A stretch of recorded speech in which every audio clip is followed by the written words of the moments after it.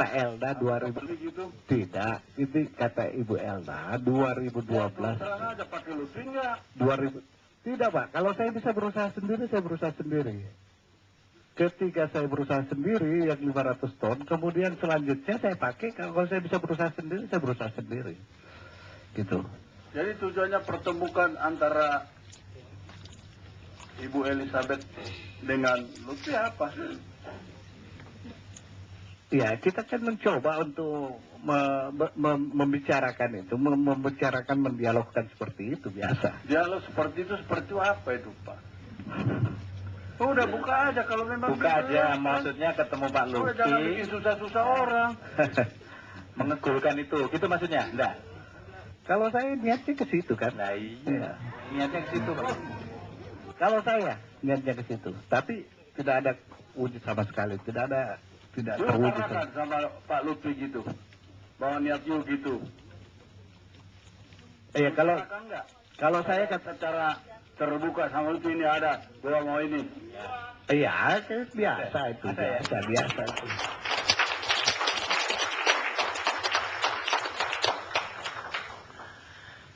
Pemirsa, kita lanjutkan diskusi kita sekarang ke ICW.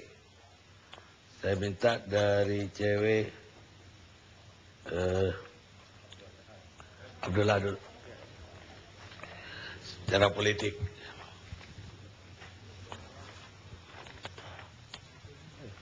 Ya, Pak Karni, saya kira kasus yang berkaitan dengan suap sapi impor, apa yang diutarakan Bung Hanta tadi menjelaskan bahwa ini adalah bagian dari praktek korupsi politik. Dan ditambah, di awal tahun ICW sudah mengingatkan, setahun menjelang pemilu, praktek korupsi politik ini di tahun politik potensial bakal muncul. Dan pelan terkonfirmasi. Kenapa praktek ini muncul? Saya kira relasi tadi disebutkan, ada kebutuhan partai politik dalam upaya kemudian memasifkan pengumpulan modal-modal politik. Dan kita tahu sebenarnya partai politik kita tidak cukup mandiri dalam hal pendanaan partai politik. Ya, bergantung pada subsidi negara sangat kecil sekali. Tapi sebenarnya yang menarik juga dari PKS, apa yang kami lakukan, ICW meminta laporan terhadap 9 partai politik, yang memenuhi permintaan tersebut hanya 9 partai politik, 6 partai politik, 3 belum menyerahkan laporan keuangan sampai sekarang. Sebenarnya yang menarik dari PKS adalah bahwa subsidi dari kader relatif bagus ya. Tahun 2010 ada 23 miliar donasi dari kader. Artinya memang partai ini bekerja dan dapat donasi dari kader. Ini hal positif bagi partai politik. Tidak banyak partai yang melakukan hal semacam itu. Nah, tetapi yang belum mencerminkan dari laporan tersebut adalah apakah kemudian laporan tersebut adalah fakta sesungguhnya yang kemudian bisa terbuka kepada publik.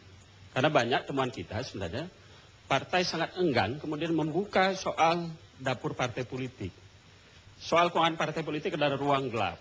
Yang kemudian persoalannya informasi soal atau dokumen tentang laporan keuangan partai politik hanya dikuasai oleh elit partai politik tertentu.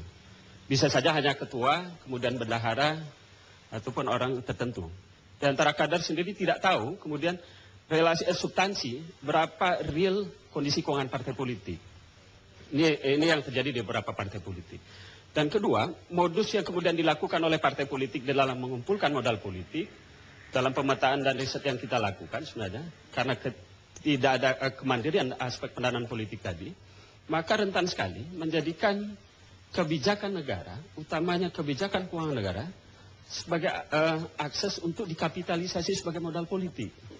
Praktek korupsi atau yang kemudian terungkap yang ditangani oleh KPK, saya kira banyak irisan soal bagaimana praktek konsolidasi kebijakan anggaran yang dilakukan. Kasus Wisma Atlet, ya, kasus Hambalang, kasus kemudian Banggar yang melibatkan WOD Nur Hayati juga itu menjelaskan bahwa sebenarnya kebijakan anggaran sangat rentan untuk kemudian juga dikapitalisasi sebagai modal politik yang kasus korupsinya pun ada irisan dugaan kita terhadap pendanaan partai politik. Termasuk soal kebijakan suap ini. Ada dugaan punya irisan terhadap pendanaan partai politik. Misal bagaimana tergambar dalam pola relasi yang terbangun dalam kasus suap sapi impor ini ada kepentingan bisnis untuk kemudian menggolkan. Ini gambaran relasi politik bisnis juga yang bisa dilihat. Seharusnya jalur yang dipakai secara formal itu adalah bagaimana dia mendaftar dan ikut tender di Kementerian Pertanian untuk mendapatkan kuota impor. Lalu jalur ini rupanya tidak tembus. Sehingga akses yang dipakai mencoba untuk kemudian mencari jalur lain, kekuasaan politik dipakai sebagai upaya untuk mempengaruhi dan memuluskan kebijakan yang kemudian dalam kepentingan ekspansi bisnis. Lalu kenapa kemudian kekuasaan politik mau melakukan ini? Ini ada relasi simbiosis mutualisme. Satu sisi kepentingan pemodal sadar betul menjelang pemilu ada kebutuhan yang luar biasa soal logistik pendanaan politik yang dibutuhkan partai politik. Sementara partai tidak punya sumber yang besar tadi, maka ini dimanfaatkan ruang semacam itu. Dan partai saya kira punya kepentingan juga dalam hal misal mengumpulkan logistik politik dalam kaitan pemenangan tadi. Nah ini salah satu contoh bahwa sebenarnya ada banyak, bukan hanya PKS, saya kira ada beberapa partai lain, pola yang hampir mirip juga yang terjadi.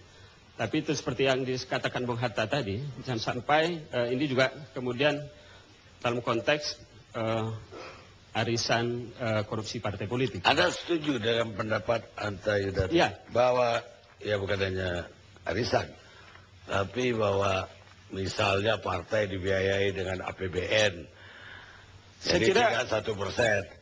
Karena begini, di Amerika pun sebetulnya tidak dibiayai APBN. Betul.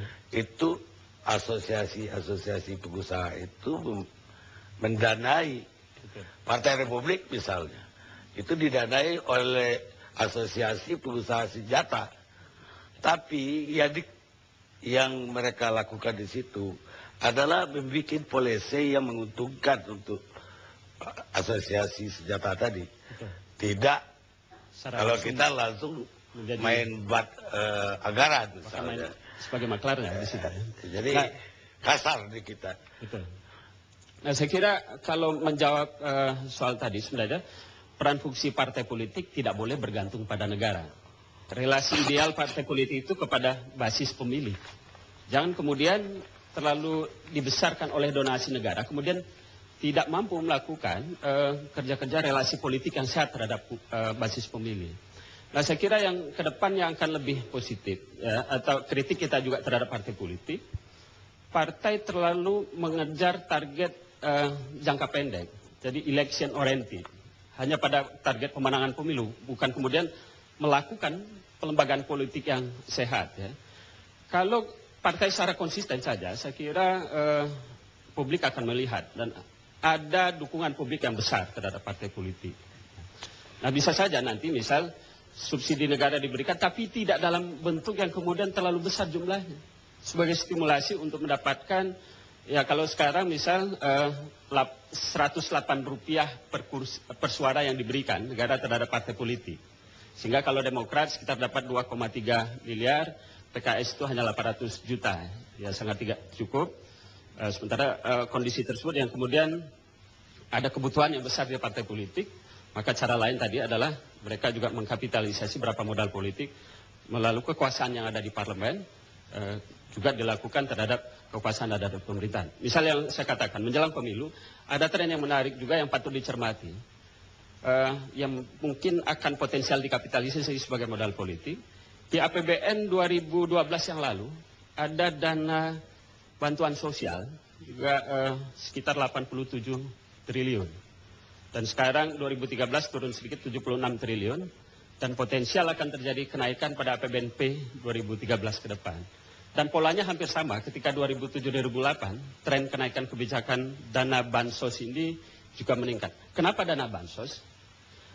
Karena program-program bantuan sosial semacam ini adalah program populis yang kemudian gampang untuk kemudian didistribusikan kepada basis politik yang kemudian diharapkan sebagai dukungan politik tadi. Dan ditambah sebenarnya, kementerian kita juga didominasi oleh pengurus partai.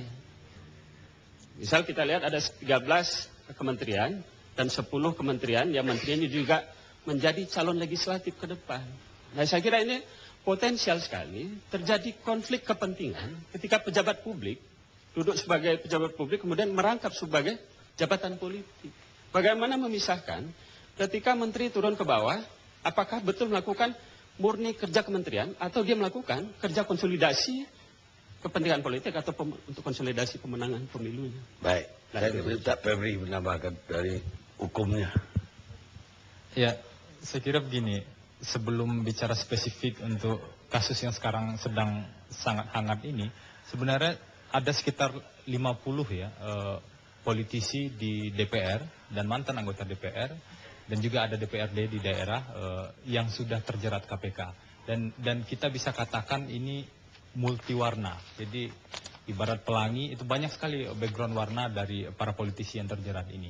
Dan tipologinya bisa kita lihat, sebagian memang terlihat dari fakta persidangan itu mengumpulkan dana politik, apakah untuk kepentingan politik pribadi atau untuk kampanye pemilihan presiden atau untuk hal-hal yang lain. Nah, tipenya menarik, ada yang menggolkan melakukan jadi calo anggaran, posisinya di badan anggaran. Ada juga dalam posisi dia kewenangan memilih pejabat publik dan ada juga kewenangan untuk merekomendasikan atau informasi yang dia dapatkan untuk memenangkan proyek-proyek tertentu. Nah, dalam konteks hari ini agak menarik, tampaknya belum terlalu muncul kewenangan mantan presiden PKS ini dalam posisi dia di DPR. Tetapi kita ingat betul, pimpinan KPK mengatakan ada indikasi trading in influence juga dalam posisinya sebagai pimpinan partai politik. Nah, ini sangat menarik karena memang Konvensi PBB melawan korupsi yang disahkan di Merida, Meksiko tahun 2003 sudah menyebutkan istilah itu, dan istilah ini sudah dikenal di Konvensi Eropa sejak awal tahun 2000-an. Dan Indonesia sudah ratifikasi Konvensi PBB ini pada tahun 2006. Tetapi memang kita belum punya delik pidana untuk trading in influence itu. Yang kita punya adalah pasal-pasal suap dan atau gratifikasi yang dikenakan dalam kasus ini. Ke pejabat negara. Nah, yang akan menjadi sangat menarik saya kira ketika KPK sudah mulai menggunakan Undang-Undang Nomor 8 tahun 2010, Undang-Undang tentang tindak pidana pencucian uang. Kami pernah berdiskusi cukup panjang di internal dari aspek hukum dan aspek politik. Undang-undang ini bukan tidak mungkin akan jadi hantu bagi para pelaku korupsi politisi. Karena yang bisa dijerat bukan hanya penyelenggara negara, tapi juga pihak swasta yang menikmati dana yang patut diduga dari hasil kejahatan itu juga bisa debat minggu lalu. Mungkin nanti kita teruskan debat itu karena pakarnya ada yang berbeda malam ini dan juga Anda agak hadir minggu lalu. Tapi saya ingin mengingatkan Stephen Allen, seorang aktor Amerika, mengatakan negara kita ini memang negara check and balance. Pengusaha hanya menuliskan cek, politisi dan pejabatnya menambah isi rekeningnya. Kita istirahat.